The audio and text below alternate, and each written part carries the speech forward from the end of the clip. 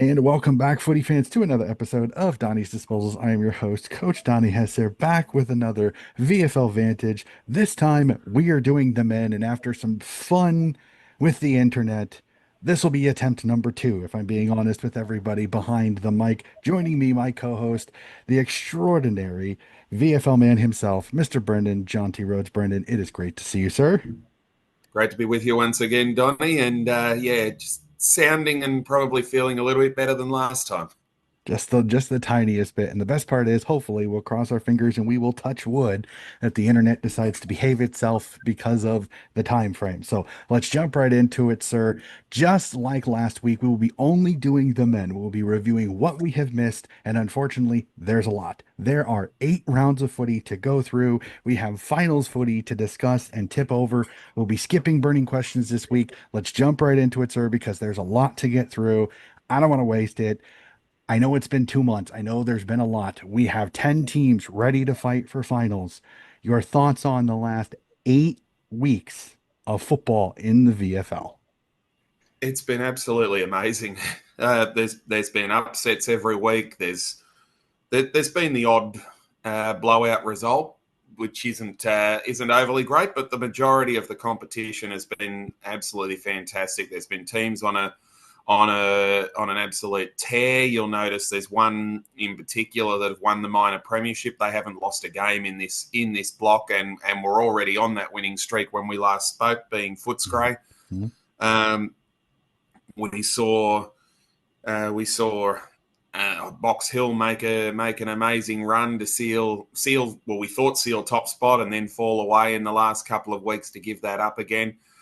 We saw the drama of Coburg going oh so close to Mhm. breaking through to their first final series in 17 years, only to have their hearts broken on the last day of the season. And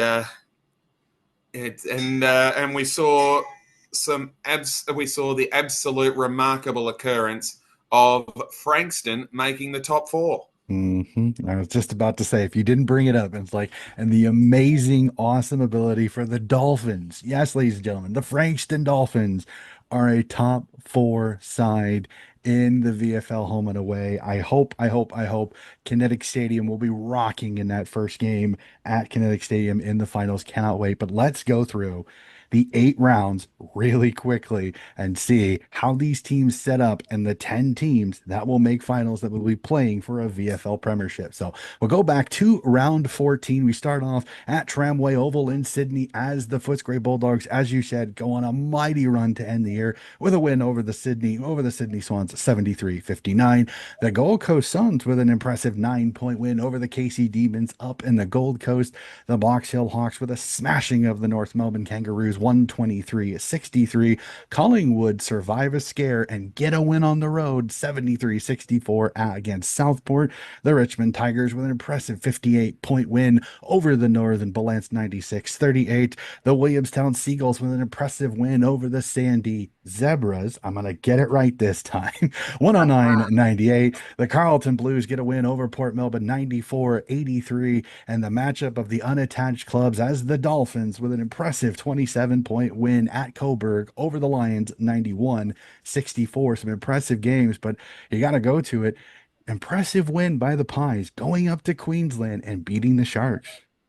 Absolutely outstanding performance. We saw Collingwood was hanging around in the bottom half of the top 10, and that's pretty much where they finished. But it was a result like this that showed that they are a contender on their day, and at their absolute best. To go to Southport, who seem to this year once again travel better than they've played at home, which is quite interesting.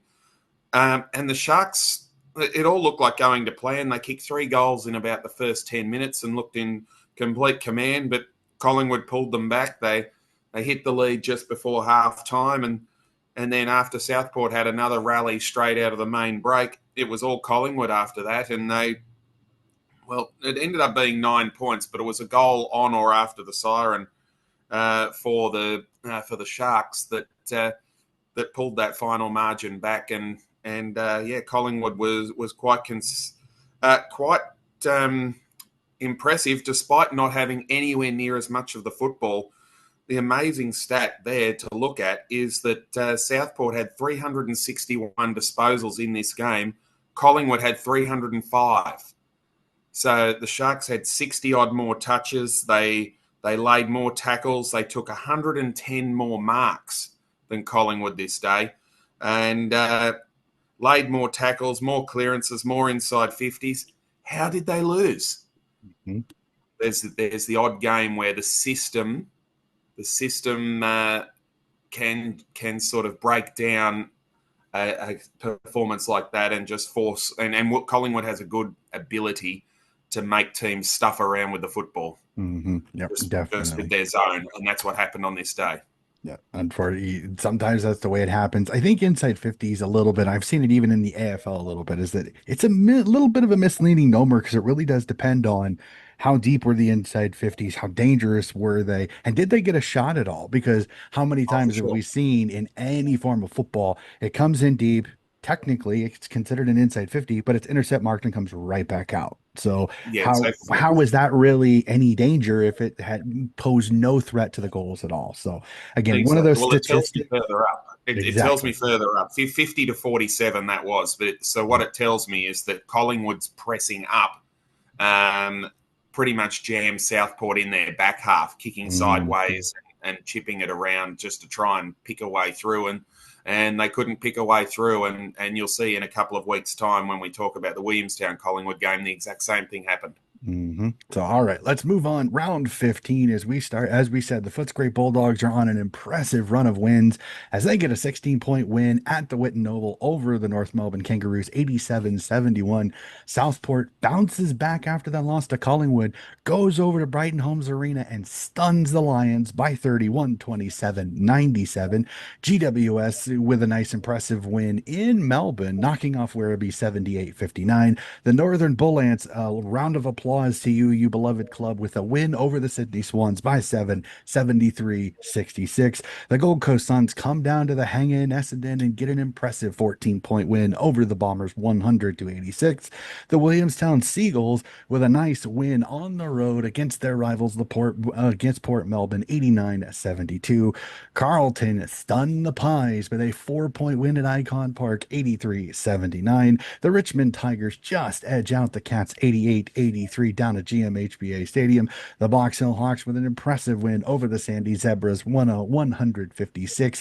And the Coburg Lions with an impressive win on the road at Casey Fields 74-71. Unlike last round, 3-point margin, 5-point margin, 4-point margin, 14-7. This was a round a lot better, more competitive footy. Oh yeah, and you could talk about all of them. Yep. It was amazing. The first one I have to talk about is the Northern Bullants, who were on I think they were on a 20 close to a 20 match losing streak, something along those lines. And they went to Sydney up to Tramway Oval outside the. Sorry, it was moved out to Blacktown, of course. And Sydney had complete control of the game. They led by 4 goals at half time. And I think at the 20-minute mark of the second quarter, the Swans had kicked 8 goals, 5 to the Bullants, 4-6 or something along those lines. After that, Sydney kicked 12 points and 4 out on the full. Didn't kick another goal for the rest of the day. And the Bullants came back 5 goals in the third quarter, 2 in the last. And just obviously a pretty epic choke from the Swans, but brilliant for the Northern Bullants, and I think no one would have begrudged them that result. It was amazing to see. Um, the the Johnson Callahan Cup, Williamstown probably put paid to any hopes Port Melbourne had of making the finals in that game. Carlton over Collingwood, it just happens in AFL level and VFL level. It doesn't matter where they are on the ladder. They, one of these teams, the lower ranked team, just finds a way to get over the line, and it's just an amazing game. And Collingwood was well and truly in command during the third quarter, but Carlton ran them down, and a goal for Corey Durden halfway through the last quarter put them in front, and they managed to hold on desperately. The last 3 scoring shots were Collingwood behinds as they tried to get it back. Richmond playing a home game on their away ground came from a couple of goals down to beat Geelong and prove that once again they deserve to be in the top 10. And Coburg, well, this was where we first started to look at them and think maybe they can make the finals. Mm-hmm. That was their first win at Casey Fields in 11 years. Mm-hmm. And it was absolutely brilliant. The Demons kicked themselves out of it, of course, 9-17 to 11-8.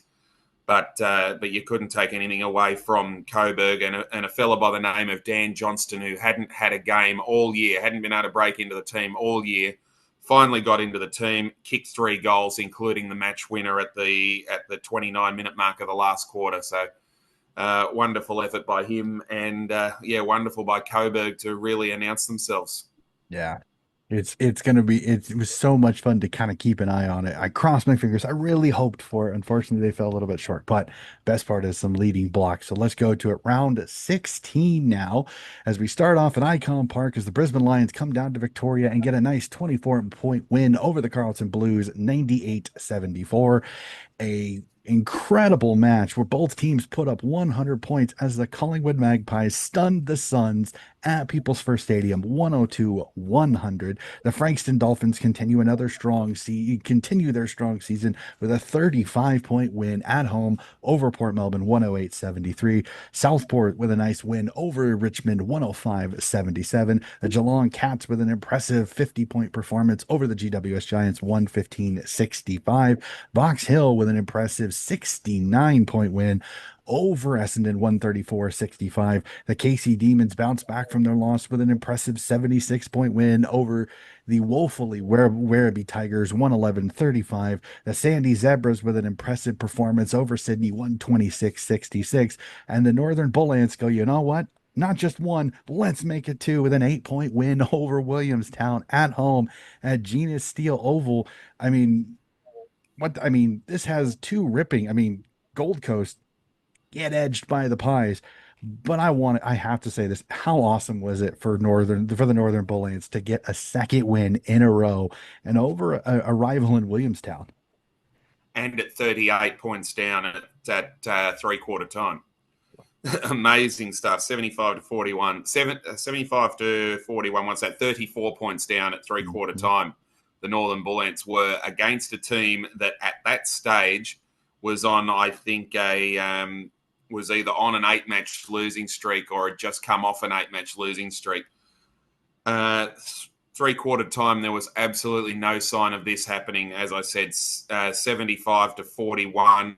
The Ants had not kicked a goal in the third quarter, and it was just going down the same old script of brave effort in the first half. They were 10 points down, but the class of the higher-ranked team was just going to haul them in. But Williamstown had rested a couple of guys for this game, and they were made to pay the ultimate price. Will Elliott back in the team. If anyone follows our great game of cricket, Will Elliott is the son of Matthew Elliott, who used to open the batting for Australia in the 90s and could have been an unbelievable player if he hadn't wrecked his knee in a mid-pitch collision with Mark Waugh. I'm sure that might sound like double Dutch to a lot of our American fans, but that was just amazing. And so the Bull Ants everyone was delighted for them. They twice came back from 6 goals down in this game, and in the end, it almost cost Williamstown a spot in the finals because it sent them on a significant losing run. The other ones to really look at, you talked about the epic up at People First Stadium. Absolutely nothing between these teams all day. It was 6 points at quarter time to the Suns. It was 9 at halftime. Collingwood led by 6 at three-quarter time, and they traded blows in the last quarter. Gold Coast actually got themselves 2 goals in front deep into time on, and then Max Marnie at the 29.5-minute mark, Harry Di Mattia at the 31-minute mark put Collingwood in front. Marnie put them in front by 2 points. Di Mattia put them up by 8. And then Jai Farah right at the death got one back for Gold Coast, but time ran out. And 2 brilliant wins in Queensland in 3 weeks for Collingwood. Casey Demons, that bounce back win over Werribee, uh, just announced their power and what they were capable of at their absolute best. And the Sandringham Sydney game, while it was 19th and 20th on the ladder, this was remarkable in that the Zebras held Sydney scoreless in the second quarter, and they led by 39 points at half time. Sydney came rollicking back, would you believe? Hit the lead 5 minutes into the last quarter. 5 minutes into the last quarter, Sydney was in front. And then Sandringham kicked 10 goals in a row to finish the game and win by 60. Mm-hmm. Just unbelievable turns in that game. And there was nothing Sydney could do. They couldn't. You couldn't say they played badly. They just didn't touch the footy. Mm-hmm. Yeah, unfortunately, that's the way it goes for that game. It's been an up and roller coaster season for Sydney in many ways, especially you can tell the VFL side was really hurt by all of the injuries and everything the way it's been going up on the AFL side. So let's go to it. Round 17 now. We start off at Windy Hill as the GWS Giants come down to Victoria and with an impressive 21-point win over the Bombers, 101-80. The Sydney Swans bounce back from the performance against Sandy and get a win by 11 over North Melbourne 92-81. The Gold Coast Suns with an impressive 13-point win over Port Melbourne 69-56. The Footscray Bulldogs keep moseying along with an impressive win by 26, 114-88. The Collingwood Magpies go down to play at Whitten Oval against Geelong and get a win 75-60. Werribee finally get a win after a little while wait with an 89-69 win over Coburg by 20. The KC Demons with an impressive 108-point win over Carlton 150-42. Box Hill edge out Williamstown by 10, 92-82. And the Frankston Dolphins continue their strong season with a 72-point win, 141-69. Just looking at some of these results, sir, I mean, you got to say it. For the most part, the teams you would think would win, but there were some shockers in this round. There were. Sydney came from 6 goals down to start North Melbourne's slide. The Kangaroos ended up losing their last 7 games to miss the finals after this particular match. So that was an amazing turnaround for Sydney. The big two here is Footscray going to Queensland and beating the Brisbane Lions. We knew Footscray was a good team, but to go up there, they kicked 8-2 in the first quarter, and the game was over. It was simple as that. They basically led by that 5 or 6 goals throughout the entirety of the game. Buku Karmas with 4 goals. He's an absolute excitement machine, and not much they could do. Jed Buslinger down back played himself into the AFL team with another brilliant performance on this day. But that was probably the first time that made me think that my premiership tip is starting to look a little bit shaky in the Brisbane Lions. And the other one was Williamstown and Box Hill in an absolute classic contest. Williamstown had control of this game. They led by 16 points at three-quarter time, but there was no stopping the Hawks in the last quarter, 5-1, and ran over top of them at Williamstown, mind you, where hardly anyone ever wins. So that was where we found out that Hawthorn, there's a beer, Box Hill and Footscray. Box Hill and Footscray are probably the best 2 teams in the comp, and that's where we really found that out. Don't worry, I wouldn't worry about it. The fact that you got to remember that it's the Western Bulldogs and it's the Hawthorn Hawks and Hawthorn Hawks in the AFL and AFLW, but Box Hill, and then the same thing with the Western Bulldogs. It's Western Bulldogs AFL, Western Bulldogs VFL, Western Bulldogs AFL, Footscray VFL. So we will let that go. Not a problem. You probably could say the Western Bulldog. Nobody would probably have a problem with it. Okay, let's move on. Next round, 18. We start at round 18. NG Stadium sees the Sydney Swans head over to the western part of Sydney and get an impressive 28-point win over the Giants, 99-71.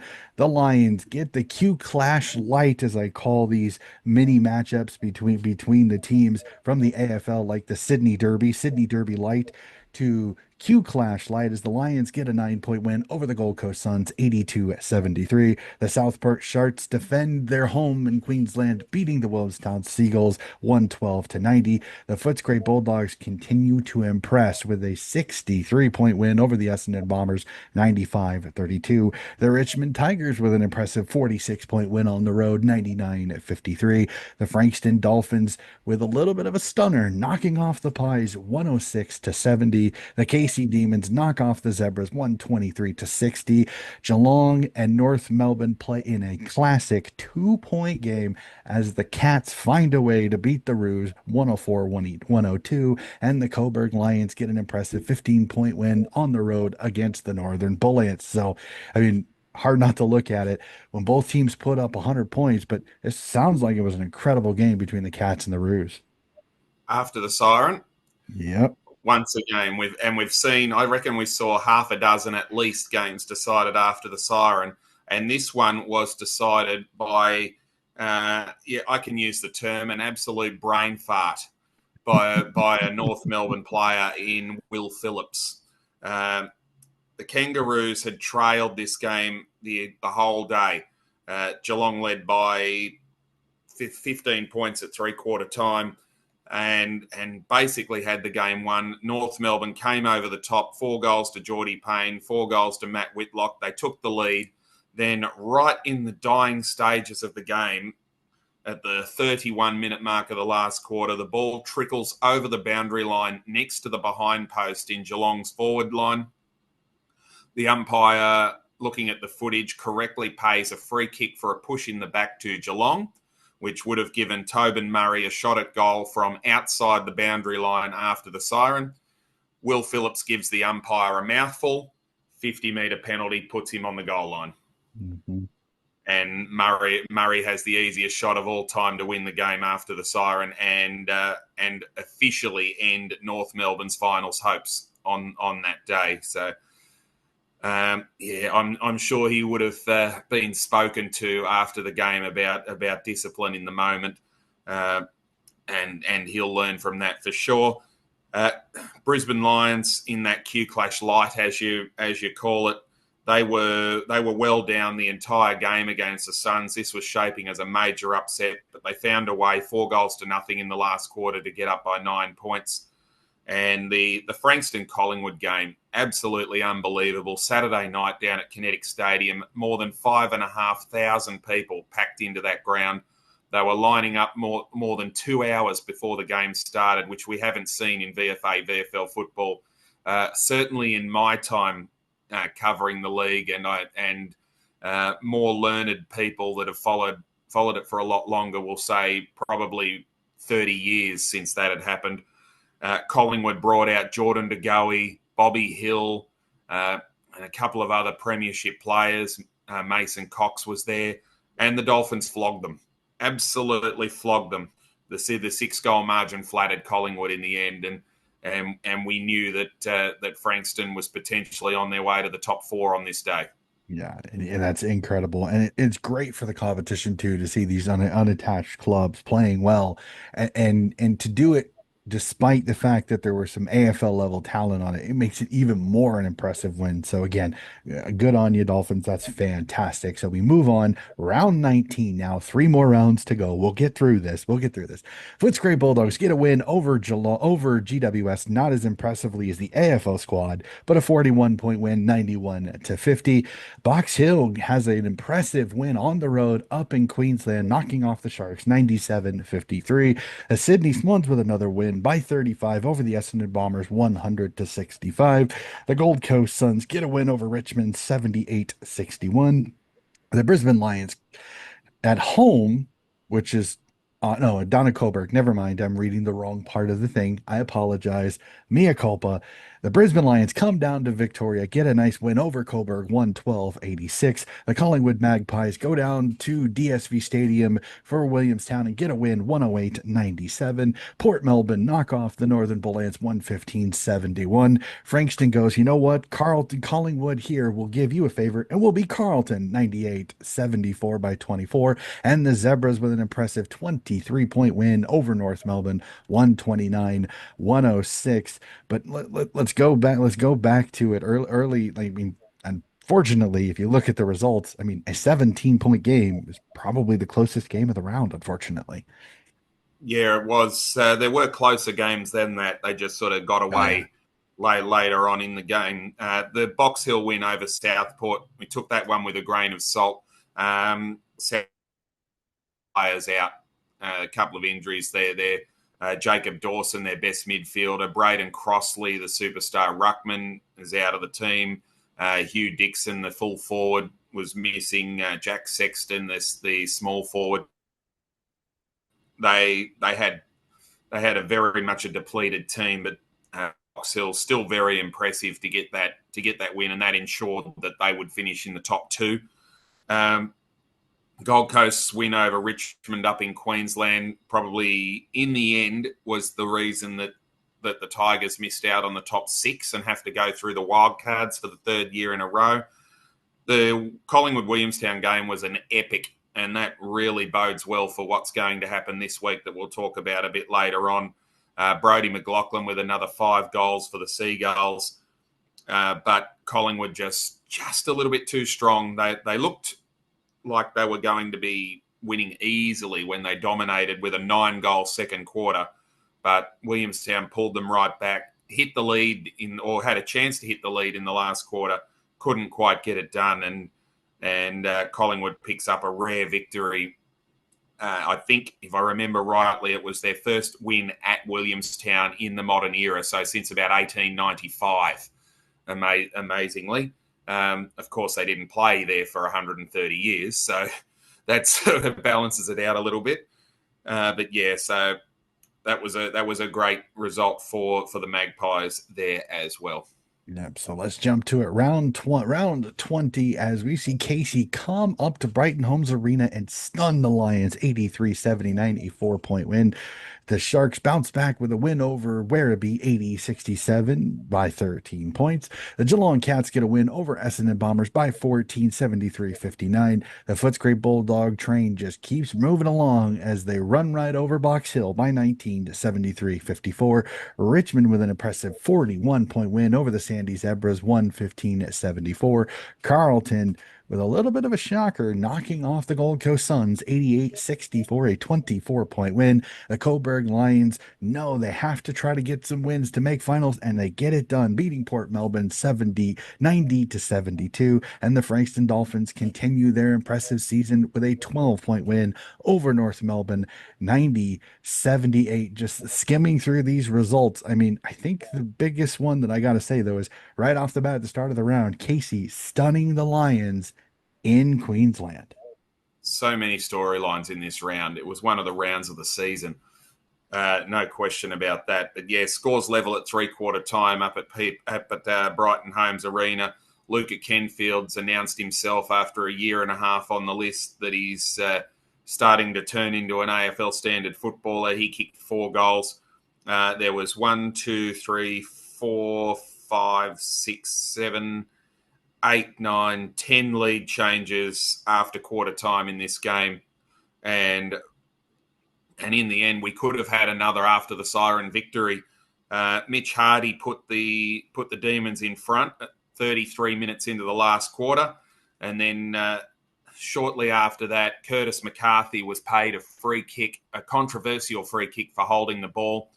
Siren sounded, shot at goal from about 25 metres out to win the game for the Lions, but he pulled it narrow and Casey held on, which was probably the right result given that it was a controversial decision to pay that free kick. So marvellous effort from Casey, and they just keep on keeping on and keep on surprising, and the firepower that they've got shows that they could really do some damage. And in the next month of the season. Just having a quick look through the top of the table contest, Footscray and the Box Hill Hawks. At Box Hill, they don't lose very often there. The home ground advantages are a lot stronger in the VFL as a rule than they are in the AFL. But for Footscray to dominate this game from the start, 4 goals to 1 in the first quarter, and the final result probably flattered the Hawks.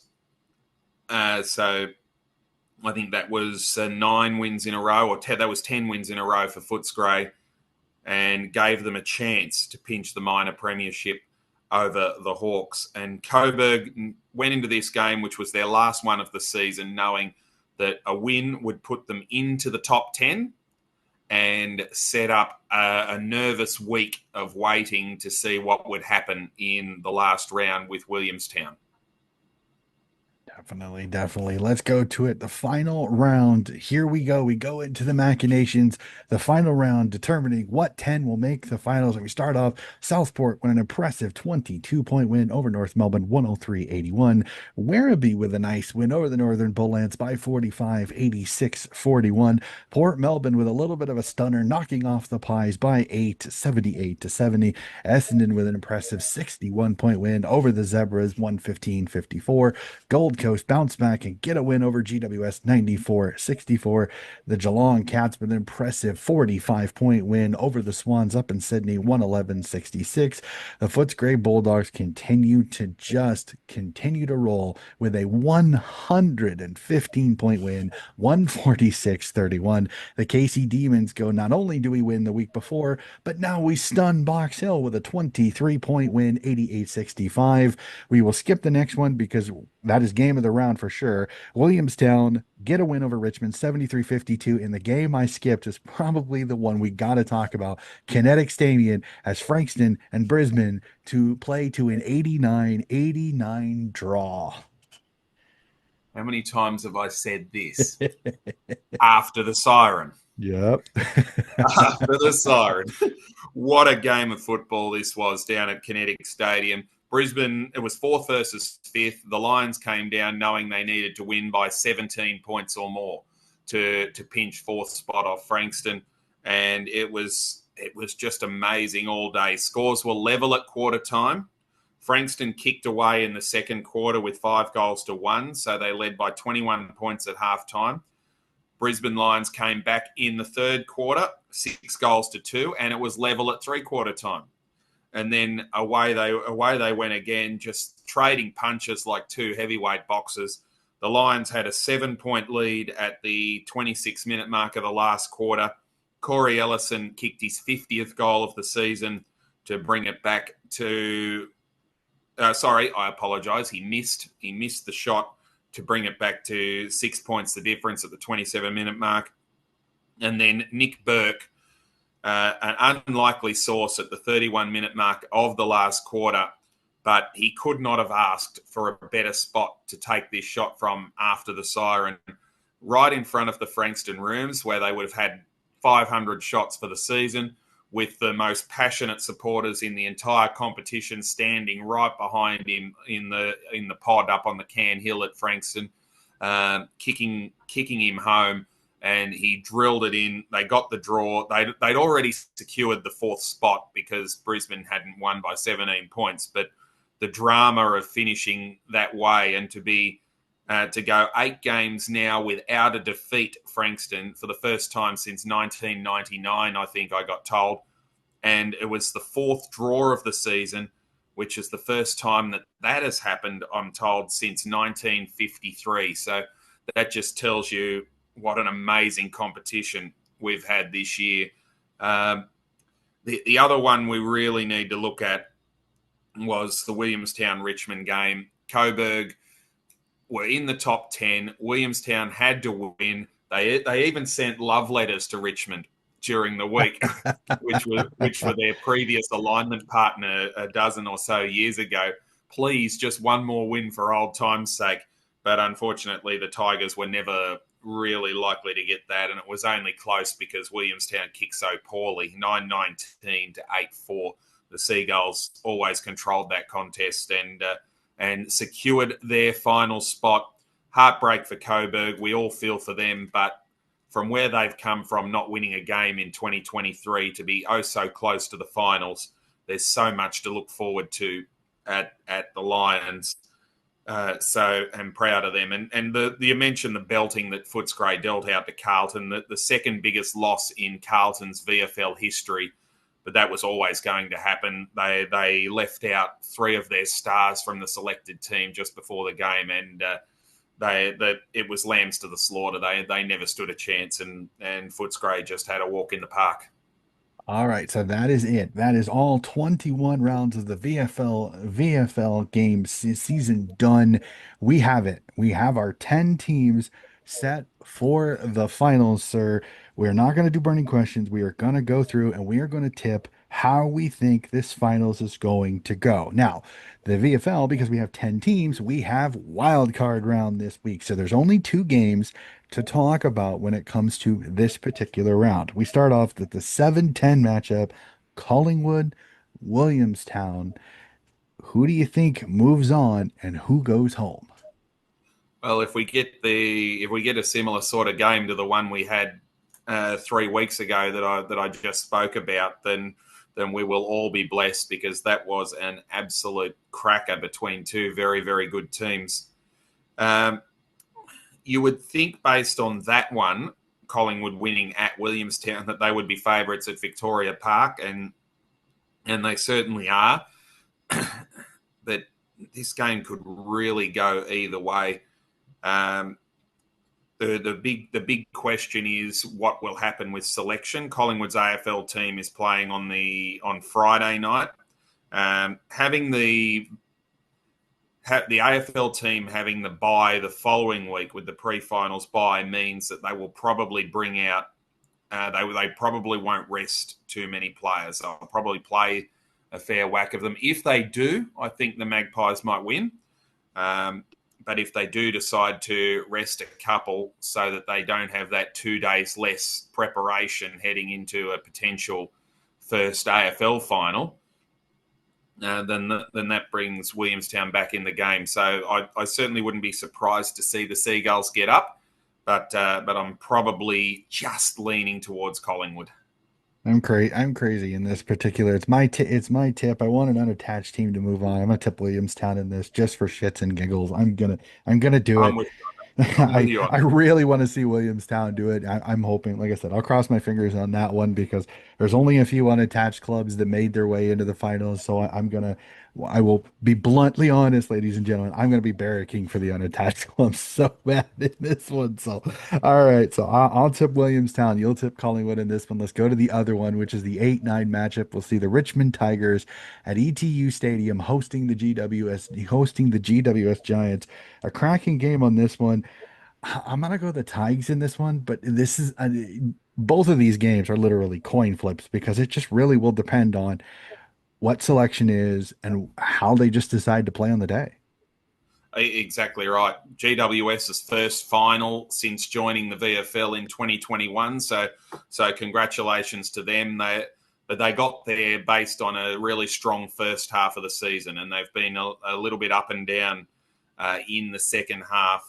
Richmond, they just keep finding a way to win games when you just don't think they should, and and so they are a remarkable team. I'm gonna go for the Tigers. I think they're in slightly better form at the moment, but yeah, it wouldn't surprise me if GWS turns on a big one, and because they'll want to try and keep that VFL team alive as long as they possibly can to help the AFL finals campaign that is coming up for the senior team. But I just think Richmond's consistency might be what just tips them over the line in this game.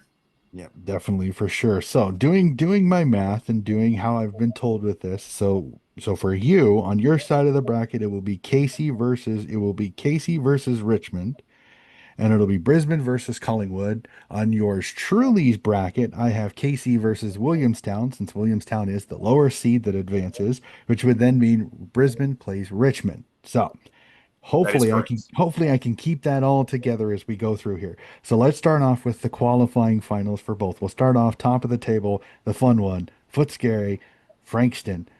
Can the Frankston Dolphins pull the miracle, or will Footscray push themselves and put themselves into a preliminary final? Frankston and Footscray have played 9 times in history, and Footscray have won 9 games. So and most of those games have been down at the Dolphins, down at the pod. This one is at the Mission Whitten Oval. Maybe that could be a spark. You can absolutely guarantee that that red, white, and black is going to flood this ground on this day. The two finals they played last year, of course, were up in Queensland. So this is the first time that the fans will have a chance to see them play in a final live since 2008. And yeah, they'll come from miles around, but it's really hard to go against a team with 11 straight wins who has never lost to their opponent. So I think Footscray might win and set up a semi-final down at Frankston rather than a preliminary final. Yeah, it'll be quite the interesting one. I got Footscray in this one. As much as I'd love to tip Frankston, I just Oh, the I way agree. for the way Footscray is playing right now, it is incredibly hard for me to do that again. I'll be barracking for Frankston again. I will not hold my homerness at all on that one for sure. So we'll jump to the other qualifying final. We will see Box Hill take on Southport. This will be in Victoria since Box Hill will be the higher ranked team. I'm going to tip the Hawks in this one. Again, as much as I would love to put the Sharks on and to throw a little bit of chaos into it, I think the higher seeded teams will survive in this one. So I will move Box Hill into the preliminary final and Southport into a match waiting for its opponent when we do that tip. So who do you like in this one? Yeah, I'm with you on that one. Don't take, as I said, don't take anything into their previous result a few weeks ago up in Queensland because Southport had so many out.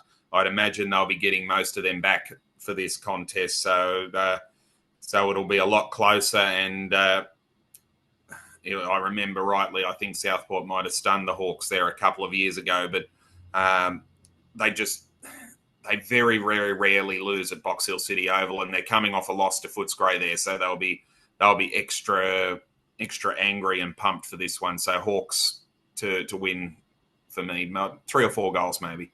All right, so let's go to it. We will go to the five matchup with Casey, and for you, you have Richmond. For me, I have Williamstown.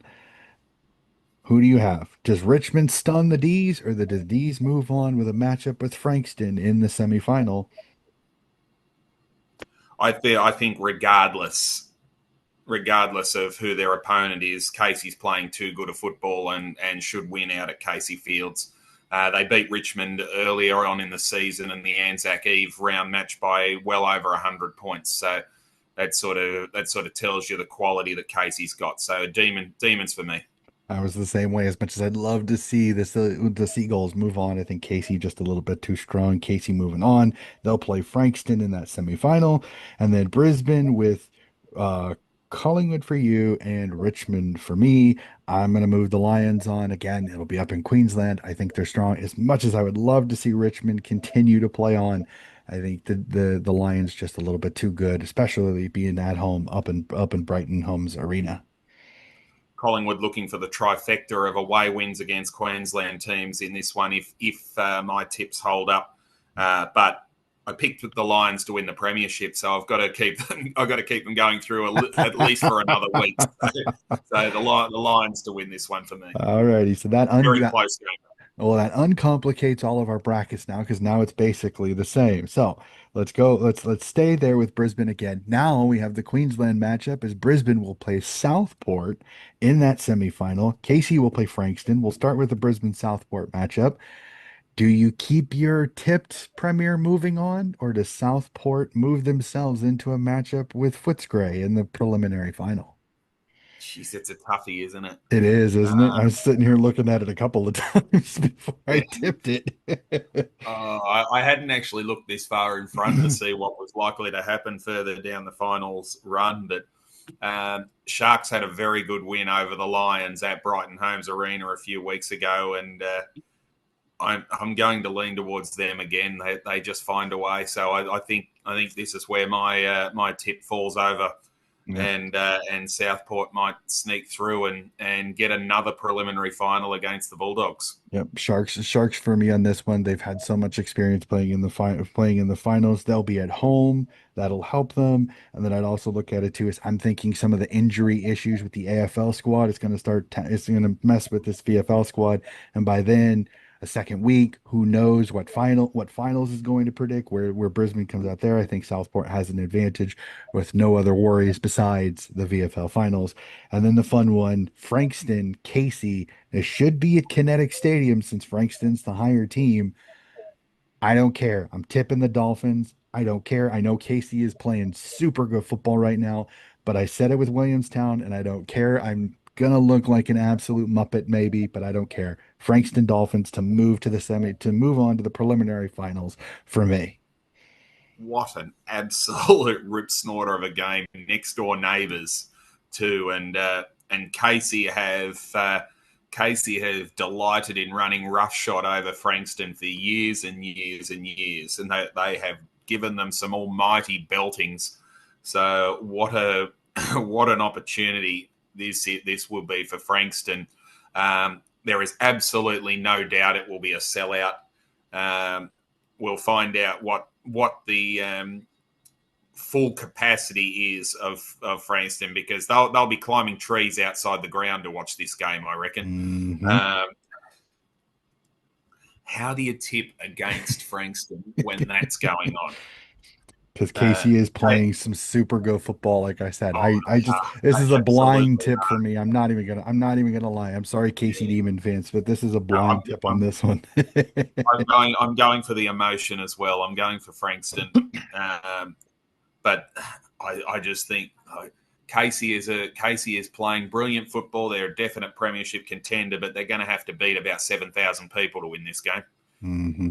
Yeah, it's going to be a toughie, but it's going to be a classic, though. So, all right. So, we both move Frankston on. So, that will mean both of our preliminary finals are the same. Footscray versus Southport, and Frankston versus Box Hill in the other one. We'll start off. Footscray, can they keep the win streak going, knock out Southport, and put their names into a grand final? Or can Southport stun the doggies one step short of the grand final? Well, they did it last year.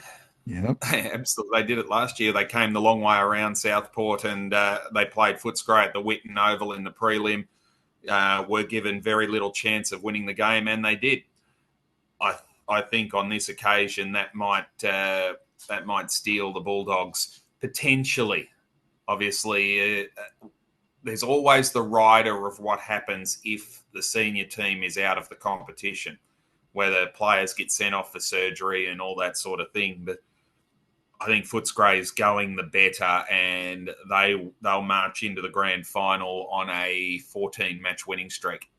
That's going to be crazy. I think Footscray move on, but again, Southport, a very dangerous side to face in that preliminary final. But I'm going to tip the doggies in this one. Doggies into a grand final. Who will be their opponent? Will we have the Cinderella Frankston Dolphins, or will the Hawks hold serve and get us a big time 1v2 in the grand final? Who do you like?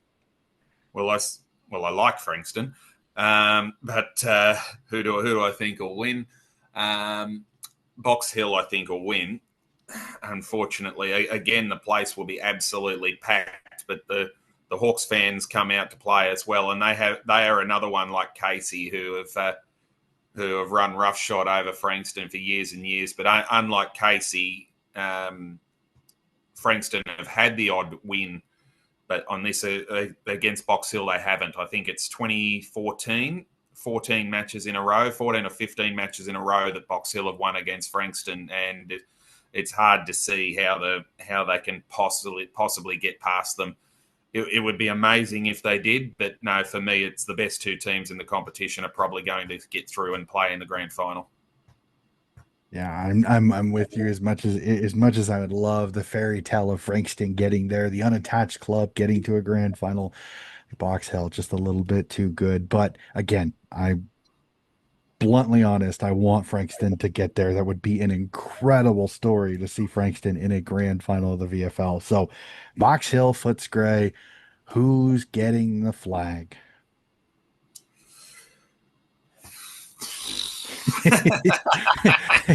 It just shows you how good these two teams have been this year. I'll go for the Hawks.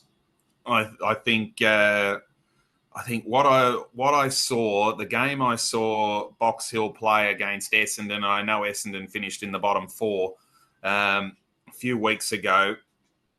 Um, by this stage, I think they'll have their full strength team back together because Hawthorn will be out of action, in my opinion. And they have four tall forwards, four tall defenders, and a behemoth in the ruck.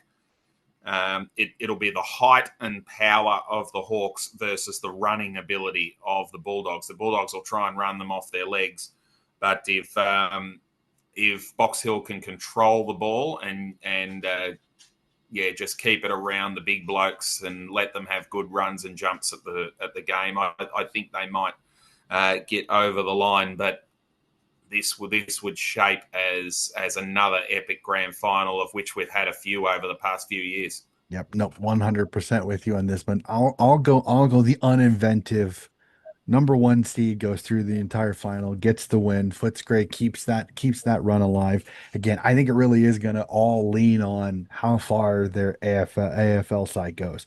Exactly. The shorter their side goes, I think the more I'm confident the VFL side wins.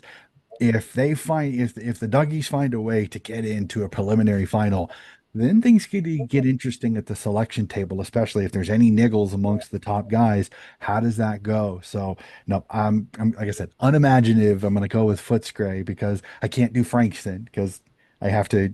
There's a limit to how far I will let my homerness run over this one. But again, it is fantastic. That is it. That is all finals tipped. Whether we're right or not, who cares? It's so much fun to sit through it again. Should be a fantastic VFL final. And then as a program note, we will review both the men's and the women's final in our season review show. We have one more VFL show. We will cover how the women's final went, how the men's final went, talk a little bit about how things have went in the VFL before we shut down VFL Vantage for this particular season. It's been so much fun. Now, before we get out of here, Brandon, I want to talk to you about this as the VFL man that you are, as much as you cover this. I saw the news going out there that we're in a little bit of danger of potentially losing one of these VFL sites to folding, and it's sad to see this. Could you just tell us a little bit about it? Because I saw this on your feed on socials, and I want you to be able to tell us just a little bit about before we end the episode. Yeah, the Northern Bullants. I did want to talk about them before we head off. They've finished their campaign. They're due to change their name from the 1st of October back to Preston. But the new board that came in about 2 months ago, they knew that there were financial difficulties at the club. I don't think anyone realised just how deep those problems were. So they do have some serious debts and that sort of thing, which have brought clubs undone in previous times. And they've gone to the AFL and who oversee the VFL competition, of course, and they've asked for a bailout, for some help to try and clear those debts. They're confident that they've got the off-field systems in place now, and they've certainly got the experience, the business experience and acumen in the club now to be able to save things, but they need a bit of help. And there's a board meeting this week that hopefully they will be able to find benefactors around the community that can help put up a little bit of support, because you don't want to lose 143 years of history. They're 5 games short of playing 2,000 in the VFL. So we desperately want to see them survive.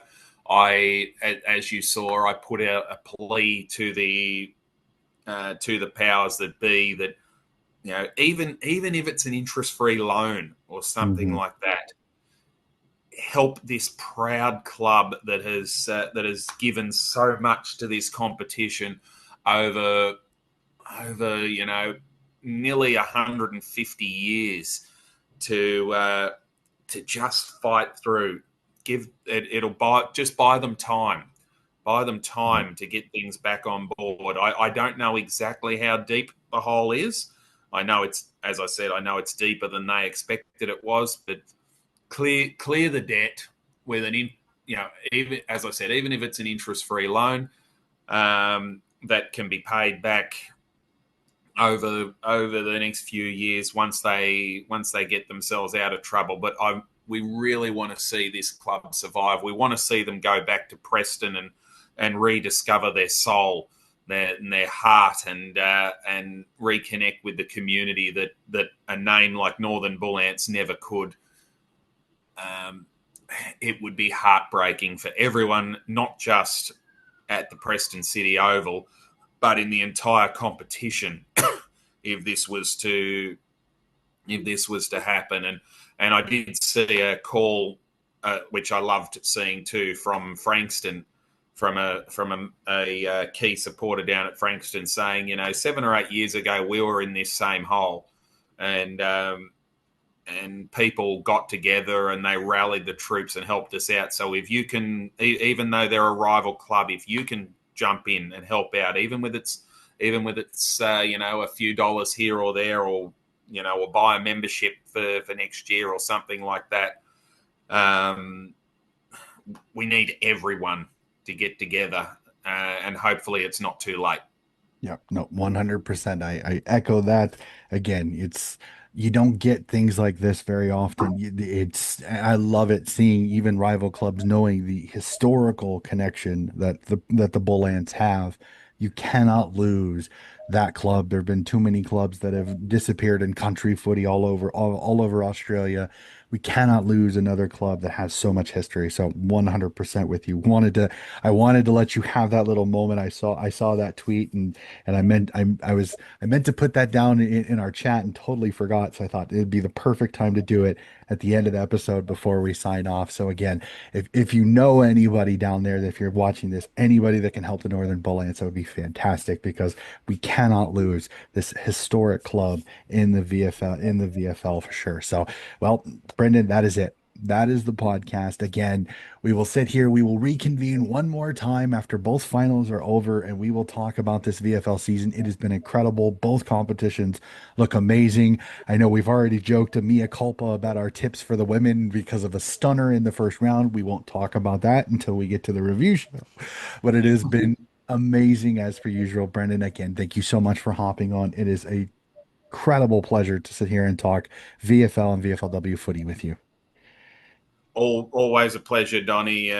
There's only so many people that can call themselves as big a footy nerd as you or I, and as I say every time, it's remarkable that you're doing that over there in the US of A, and taking our fantastic game to the world. And I hope everyone over there appreciates what you do, and because we certainly do here. So thank you very much. No, definitely for sure. Thank you so much again. I do it. It's a passion project. It's so much fun. Like I said, sleep deprivation is my friend from March to December for sure, with all of the footy that I have to cover this year. So, ladies and gentlemen, that is going to do it for another episode of Donnie's Disposals. Again, if you're watching this on YouTube and you like what you were listening to, please like and subscribe, and we'll be back with more footy coverage very, very soon.